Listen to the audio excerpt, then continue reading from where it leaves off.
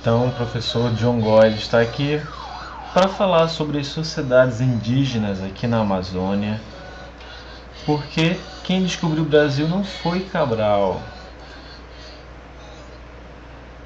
Estima-se que em 1500 havia cerca de 1 a 10 milhões de habitantes espalhados em todo o território que hoje é o Brasil, que viviam em cerca de 2.000 grupos e falavam em torno de 1.500 línguas. Então essa história de que foi Cabral que descobriu o Brasil é papo furado completamente. Então, segundo dados do IBGE, há cerca de 305 povos indígenas no Brasil. Há 817.963 indígenas, dos quais 502.783 vivem na área rural e 315.180 habitam nas áreas urbanas brasileiras. Então isso é um número expressivo, completamente significativo. É importante que a gente entenda essa história de que o Brasil não foi descoberto por Cabral, de que as sociedades indígenas elas são importantíssimas, que constituem a nossa herança cultural. Nós fazemos parte, somos descendentes, nós somos parte disso. E como é dito aqui nos próprios dados do censo do IBGE, muitos desses indígenas vivem aqui na cidade, vivem conosco. E não é porque o indígena não vive mais lá na sua comunidade que ele deixa de ser indígena. E esses indígenas estão aqui na luta, buscando os seus direitos, e a gente precisa compreender isso, defender e conhecer a sua história, que é a nossa história também. A FUNAI, que é um instituto, é um órgão que cuida dessas sociedades indígenas, registra 69 referências de índios que não foram contatados, ou seja, esses indígenas que não tiveram contato com o homem branco, entre aspas, com a sociedade que nós convivemos. Então, 274 línguas são faladas ainda hoje, cerca de 17% da população indígena não fala a língua portuguesa, e o governo reconheceu 690 territórios para a população indígena, que abrange cerca de 13% do território brasileiro. Quase todas essas terras, 98,5%, encontram-se na Amazônia. Então, essas sociedades indígenas são importantíssimas, essas demarcações de terras aqui na Amazônia, porque grande parte dessas terras estão aqui. A gente precisa conhecer e defender essas populações que vivem aqui na Amazônia, e que estão em busca desses direitos. Tá certo? Os povos indígenas têm um inigualável conhecimento de plantas e animais e desempenham um papel crucial na conservação da biodiversidade. Eles conservam plantas para alimentos e medicamentos e usam plantas para construir casas e fazer objetos do cotidiano. Então, muitos dos medicamentos que a gente usa hoje, eles são de conhecimento oriundo das sociedades indígenas. Muitos laboratórios têm estudado, têm buscado conhecer essa medicina que vem das comunidades indígenas.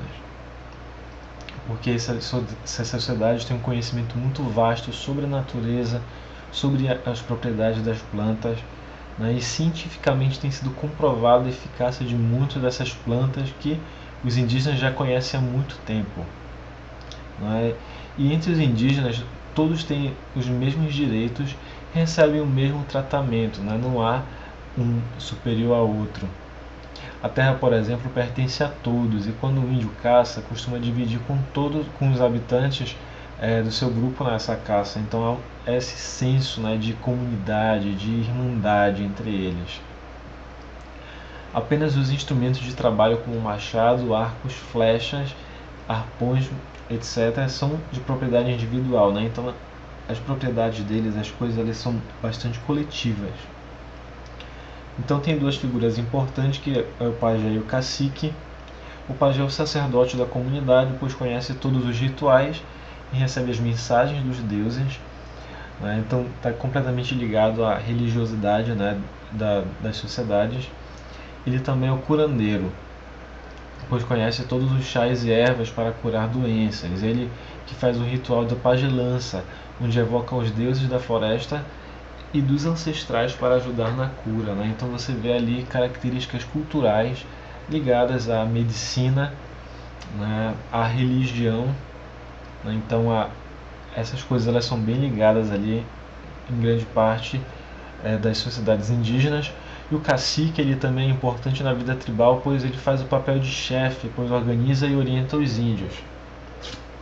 Então muitas vezes isso é ligado, aliás, principalmente é ligado à questão da guerra, à questão de organização social.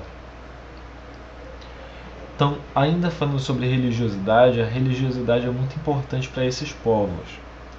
Assim como nós na nossa sociedade, né, muitas das nossas conhecimentos eles são pautados, né, falando de uma sociedade cristã, por exemplo, na Bíblia, né, então muitas das nossas ações da moral elas são ligadas à religiosidade. Nas sociedades indígenas também eles têm uma comunicação muito grande com os seus deuses, né, com esse conhecimento que eles acreditam receber dessas entidades. Então você vê aqui uma imagem desses indígenas fazendo um ritual que é ligado a essa questão religiosa. Muitas vezes a gente olha com estranhamento esses rituais, esses conhecimentos, essa religiosidade, mas a gente tem que respeitar, né? E compreender a pluralidade que nós somos, né? Nós como seres humanos, assim como nós temos as nossas crenças, nós temos os nossos rituais religiosos, eles também têm, né? A gente não tem batismo, a gente não tem os sacramentos católicos, né? Casamento, etc., que fazem parte também da religião. Eles também têm os seus hábitos, as suas crenças, e a gente tem que aceitar, respeitar. Cada nação indígena possuía, ou melhor, possui, crenças e rituais religiosos diferenciados. Porém, todas as comunidades acreditavam nas forças da natureza e nos espíritos dos antepassados. Para esses deuses e espíritos faziam rituais, cerimônias e festas. O pajé era o responsável por transmitir esse conhecimento aos habitantes da comunidade. Dentre as práticas mortuárias, isso é uma característica cultural importante, né? Se a gente enterra nossos mortos, né, em caixões, faz missa de sétimo dia, etc., eles também têm suas práticas. Algumas comunidades, como os Marajoara, colocavam os corpos dos índios em grandes vasos de cerâmica chamados de igaçaba, como esse aqui, ó. Então eles enterravam os seus mortos dentro desses vasos.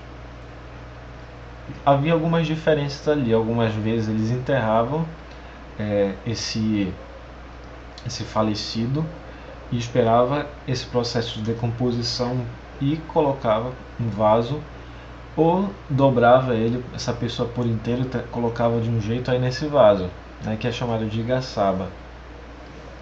Então, os tapajônicos que viviam na região de Santarém, que hoje é Santarém, né, mumificavam alguns de seus mortos. Eram depositados em urnas de madeira e eram venerados em cerimônias públicas. Havia também o costume de triturar ossos de falecidos e servi-lo em bebida consumida por parentes e amigos. Então, são práticas mortuárias, mas a gente tem as nossas, eles também têm as deles. Algumas das comunidades praticavam antropofagia, que é esse ato aqui. Eles acreditaram que ao comer a carne humana do inimigo estariam incorporando a sabedoria, valentia e conhecimento daquele falecido. Então, para eles era uma honra, você morrer dessa forma. É só um esclarecimento, antes de prosseguir, eles não pegavam qualquer pessoa para devorar, não. Não era um hábito alimentar propriamente dito, mas era mais um ato de guerra. Então eles pegavam o índio inimigo e faziam esse breve lanchinho, devoravam esse inimigo, e eles acreditavam que iam adquirir a sua força, as suas habilidades. E tinha que ser um índio muito valente, para não podia ser qualquer índio, tinha que ser um índio valente para poder trazer à tribo essas características, né, da valentia, etc., que esse índio iria proporcionar. Desta forma, não se alimentavam de carne de pessoas fracas ou covardes. Havia também os ritos de puberdade, ainda há, né, como esse aqui, que ainda existe, que o menino colocava a sua mão dentro de uma luva, uma espécie de luva cheia de formigas, né, então isso iria seria um ritual de transição da idade da infância para a idade adulta. Então havia isso e ainda há entre várias comunidades indígenas aí da Amazônia e do Brasil e do mundo. O trabalho nessas comunidades, eles são bem organizados, então você vê aqui o homem, ele geralmente é responsável pela caça, pela pesca, derrubada de árvores, e a mulher é responsável por cuidar das crianças, pela comida, pelo plantio, pela colheita, né, e etc. Pois bem, vamos dando uma pausa por aqui, né, para o nosso vídeo não ficar muito longo, mas obrigado por você ter chegado até aqui, né, e eu desejo que você possa estar no nosso próximo vídeo aprendendo mais acerca das sociedades indígenas, especialmente aqui da Amazônia. Tá bom? Aqui é o professor John Góes de Estudos Amazônicos. Eu deixo para você um grande abraço e a gente se vê. Até mais.